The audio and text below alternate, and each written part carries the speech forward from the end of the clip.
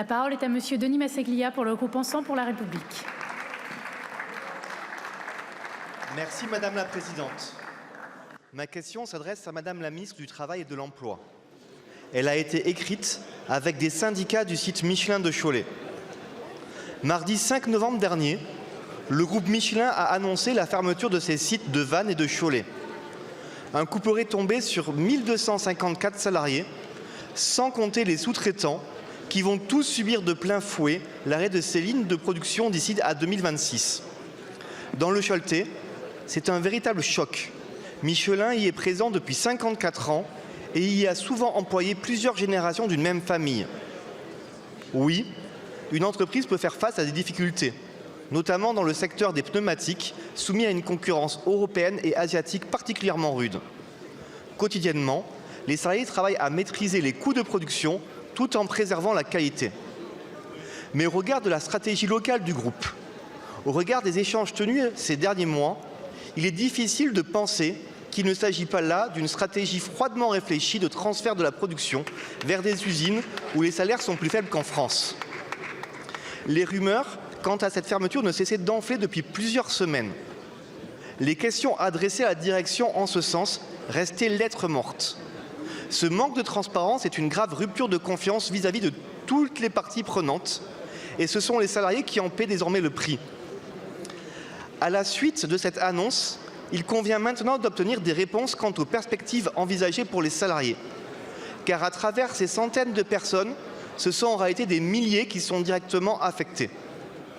Madame la Ministre, pouvez-vous nous indiquer le travail qu'envisage l'État aux côtés des syndicats, de la direction et des élus locaux, afin qu'ensemble, nous construisions une solution qui réponde aux attentes des salariés et du territoire? Plus généralement, comment agit le gouvernement pour éviter le transfert de production française vers l'étranger? Je vous remercie. Bravo. Je vous remercie. La parole est à Madame Astrid Panosyan-Bouvet, ministre du Travail et de l'Emploi. Merci Madame la Présidente, Messieurs et Madame les députés, cher Denis Masseglia. Merci pour votre question et je m'associe à vos mots pour les salariés du groupe Michelin et leurs familles, ainsi que représentants des salariés avec lesquels vous avez écrit cette question.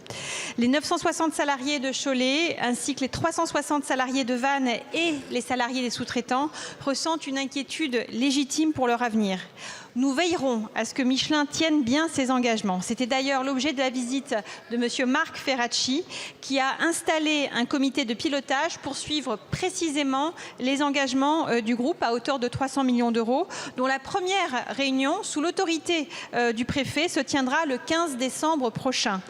La continuité professionnelle et salariale des employés passe par un dialogue social soutenu et nous y veillerons, ainsi que l'accompagnement de la reconversion. Elle passe aussi par la création d'un emploi dans le territoire pour chaque emploi supprimé par la fermeture du site, comme Michelin s'y est engagé. C'est possible et le groupe a déjà tenu ses promesses par le passé dans le bassin d'emploi de La Roche-sur-Yon. La filière automobile, comme vous le savez, est confrontée à des mutations fortes, rapides, majeures. Je sais les ministres de l'économie et de l'industrie au travail pour dégager des solutions d'avenir, notamment sur le plan européen et notamment sur le plan de la bataille commerciale. Nous devons aussi penser, et là ça concerne le ministère du Travail, changer de braquet sur les solutions collectives qui sont aujourd'hui trop complexes, penser pour des questions conjoncturelles alors que la filière automobile traverse des véritables transformations structurelles et nous nous y emploierons avec les partenaires sociaux, les fédérations professionnelles ainsi que les régions. Et enfin, comme l'a dit Monsieur le Premier ministre, nous veillerons à contrôler à ce que chaque euro d'aide publique versé aux entreprises le soit dans l'objectif de maintenir l'emploi dans notre pays. Merci Monsieur le député. Merci Madame la Ministre. La séance des questions au gouvernement est terminée. La séance est suspendue pour 10 minutes.